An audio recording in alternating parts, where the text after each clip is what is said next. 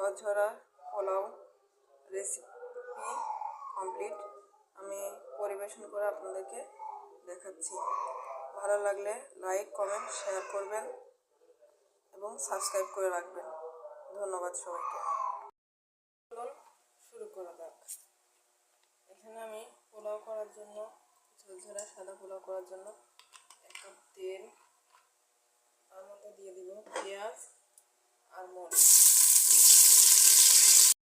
পেঁয়াজ আর মরিচটা হালকা একটু নরম হয়ে আসে, আমি দিয়ে দিব 4টা এলাচ, 2টা দারচিনি একসাথে সাথে এবং একটু রসুন বাটা।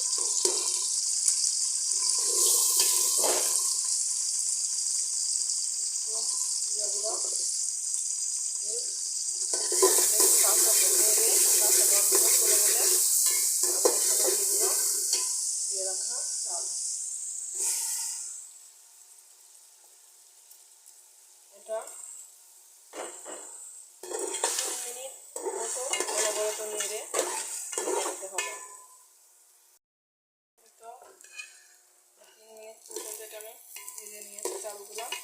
এখন আমি যে পাত্রে চাল মেপে রেখেছিলাম সেই পাত্র দিয়ে 2 কাপ বাটি, 1 বাটি চালের জন্য 2 বাটি পানি ব্যবহার করব। গরম পানি, 2 কাপ পানি করে এটা এখানে মতো লবণ দিয়ে ঢেকে রেখে দেব 5 মিনিটের জন্য।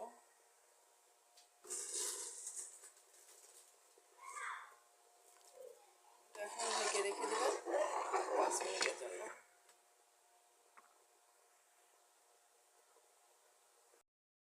তো 5 মিনিট পর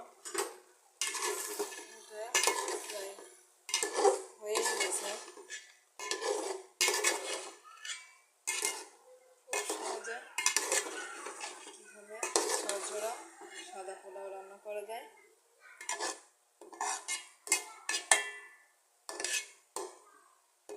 তো আমি এটাকে এখন নামিয়ে রেখে দিব, ঢাকনা দিয়ে দমে রেখে দিব। 5 মিনিট দমে রাখার পর আমার ঝরঝরা পোলাওয়ের অবস্থাটা দেখুন কতটা পারফেক্ট।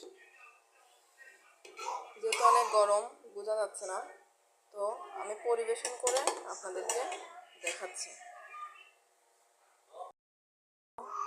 আমার ঝরঝরা পোলাও রেসিপি কমপ্লিট। আমি পরিবেশন করে আপনাদেরকে দেখাচ্ছি।